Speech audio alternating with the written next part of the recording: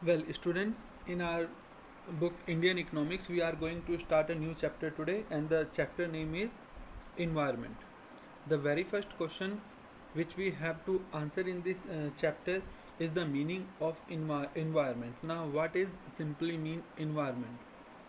Look, if there is a person and whatever is surrounded to him, you're surrounded by him, is consider as his environment. यानी अगर किसी person के आसपास जो भी कुछ है जिससे ये पर्सन घिरा हुआ है, सराउंडेड बाय है, ठीक है, तो ये सब कुछ जो भी है वो इस पर्सन का इन्वायरमेंट है। ठीक है, देखते हैं क्या है। Environment is defined as all those conditions, लेकिन ये किन से घिरा हुआ होगा? ये उन सभी ऑल दोज कंडीशन, उन सभी कंडीशंस से घिरा हुआ होगा, वो कंडीशन जो कि इसके ऊपर इफेक्ट डालती होंगी। यानी कि ये पर्सन जिन उन कंडीशन से घिरा हुआ होगा जो कंडीशंस इसके ऊपर कुछ इफेक्ट, कुछ फर्क डालती होंगी। ठीक है, हम ये भी कह सकते हैं that sum total of surrounding is known as environment.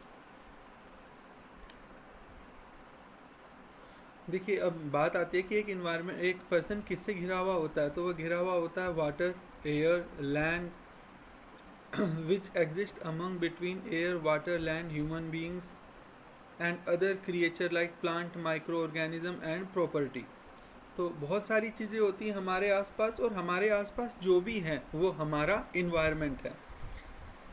ठीक है, देखिए हम बोल सकते हैं कि इन्वायरमेंट क्या होता है। Environment is the some total of external forces. जो एक्सटर्नल फोर्सेज हैं जो हमारे बाहर हैं, ठीक है, ये सभी फोर्सेस हैं और जो कि हमारी सराउंडिंग में हैं। ठीक है, एक्सटर्नल फोर्सेस हैं, हमारी सराउंडिंग में हैं, जिनका हमारे ऊपर इफेक्ट होता है, प्रभाव होता है। ठीक है, और ये सराउंडिंग हमारी मिलके बनी हुई होती है बायोटिक और अबायोटिक दोनों से। बायोटिक जैसे कि लिविंग लिविंग एलिमेंट्स जैसे कि बर्ड्स, एनिमल, प्लांट, और abiotic means that non living like air, water and land. तो इन सब से मिलजुल कर क्या बना हुआ होता है हमारा इन्वायरमेंट। हम सिंपल ये भी कह सकते हैं कि हमारे इन्वायरमेंट के दो एलिमेंट बताइए। The two element of environment are biotic and abiotic. तो यहाँ से हमारे दो छोटे क्वेश्चन कवर होते हैं। One is the meaning of environment. Meaning of environment आपको पता है that the some total of surrounding all those external factor which surrounds a human and which have effect on it is considered as his environment। और environment के there are two element, biotic and abiotic। Biotic are the living element and abiotic are the non-living element। Okay, now what is the significance, function और importance of environment for us? environment होने के क्या फ़ायदे हैं, तो देखते हैं। जो सबसे पहला है that environment offer resources for production. Now जैसे कि अभी आपको बताया कि इन्वायरमेंट बायोटिक और अबायोटिक दोनों से मिलके बना हुआ होता है।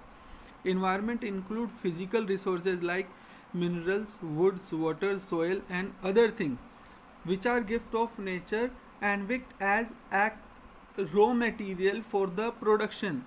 यानी कि इन्वायरमेंट उन सभी रिसोर्सेज को हमें देता है जो कि प्रोडक्शन के लिए क्या रहते हैं, रॉ मटेरियल रहते हैं। इट मीन्स इन्वायरमेंट से ही हमें रॉ मटेरियल मिलता है। Environment sustain life. Sustain life mean, देखिए इन्वायरमेंट के होने से ही जिंदगी है। अगर इन्वायरमेंट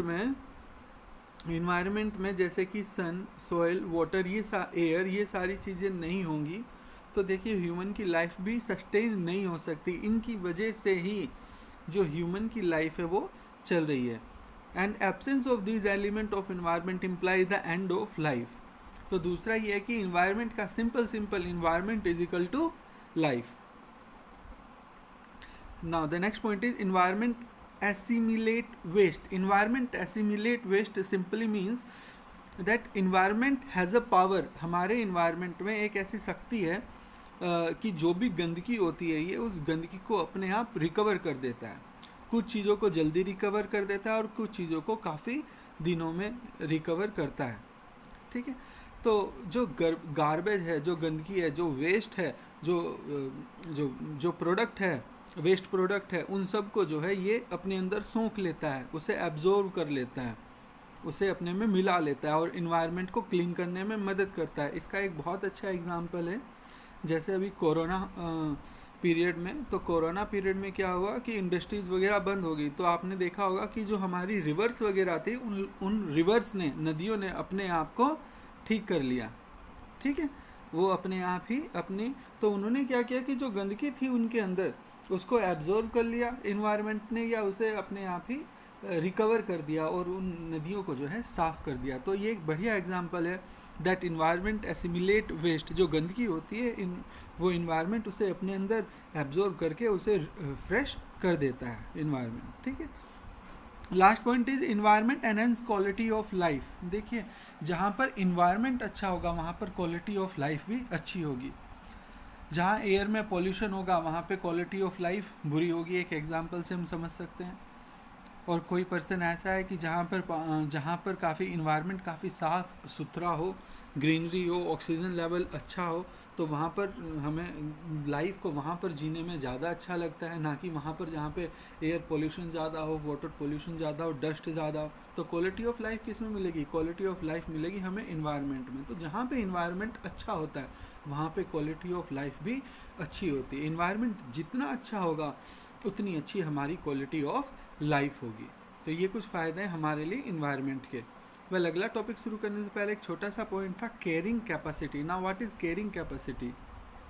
वेल, हम रिसोर्सेज जो अवेलेबल हैं हमारे इन्वायरमेंट में, हम उनका एक्सट्रैक्शन कर रहे हैं, हम उनको ले रहे हैं, ठीक है, उनका हम दोहन कर रहे हैं, we are using them, but the resource extraction should remain below the rate of resource generation. देखिए हमें साथ साथ में ये भी ध्यान देना है कि केवल हमें रिसोर्स का एक्सट्रैक्शन ही नहीं करना, हमें रिसोर्स को जनरेट भी करना है। और हमें कुछ ऐसे रिसोर्स होते हैं जिन्हें हम जनरेट नहीं कर सकते, उन्हें नेचर ही जनरेट करता है। तो हमें नेचर को इतना टाइम देना पड़ेगा या देना चाहिए जिससे कि नेचर उन रिसोर्सेज को जनरेट कर सके। और सिंपल, जब तक नेचर उस रिसोर्स को जनरेट करता है उसका एक्सट्रैक्शन हमें उसी लेवल पे कम करना चाहिए। यानी कि जो एक्सट्रैक्शन है, जो यूज़ है रिसोर्सेज का, वो तो होना चाहिए इतना, और हमेशा ही रेट ऑफ जनरेशन उससे ऊपर रहना चाहिए। अगर एक्सट्रैक्शन को हम ऊपर ले जाएंगे तो उसका एक बड़ा नुकसान ये होगा कि वो रिसोर्स हमारे यहाँ डिप्लीट हो जाएगा, ख़त्म हो जाएगा। तो जो कैरिंग कैपेसिटी है, कैरिंग कैपेसिटी बोलते हैं कि the rate of extraction should remain below the rate of resource generation. Generation of waste should remain within the absorption capacity of the environment. और जो वेस्ट है हमारा वो इस तरह से हमें रखना चाहिए या इतना रखना चाहिए जिसे कि इन्वायरमेंट अपने अंदर एब्जॉर्ब कर सके। एक एग्जांपल है प्लास्टिक। प्लास्टिक को एब्जॉर्ब करने के लिए कई सौ साल चाहिए इन्वायरमेंट को। इससे जो इन्वायरमेंट का प्रोसेस है जनरेशन का वो काफ़ी स्लो हो जाएगा, और इससे जो उसका प्रोडक्शन प्रोसेस है, अपने में बैलेंस करने का एक प्रोसेस है, वो डिस्टर्ब हो जाएगा। तो हमें इस तरह के वेस्ट वो करने चाहिए, इस तरह से वेस्ट अपने जो वेस्ट हम करते हैं वो ऐसे होने चाहिए जिन्हें कि इन्वायरमेंट अपने अंदर इजीली एब्जॉर्ब कर सके, ठीक है। तो ये होती है कैरिंग कैपेसिटी। आज का ये छोटा सा ही पॉइंट था, एक बार मैं वापस से रिपीट करके बताता हूँ। सबसे पहला पॉइंट था meaning of environment. Then the next point is what are the two element of environment. Then there are few significance or importance of environment for us and then there is the carrying capacity. What do you mean by carrying capacity in environment? Hope you will understand. आज हमने chapter नया शुरू किया है, इसके notes बनाइएगा ऐसे ही, ठीक है, और जल्दी इस वीक में हम इस चैप्टर को भी ख़त्म कर लेंगे। Thank you.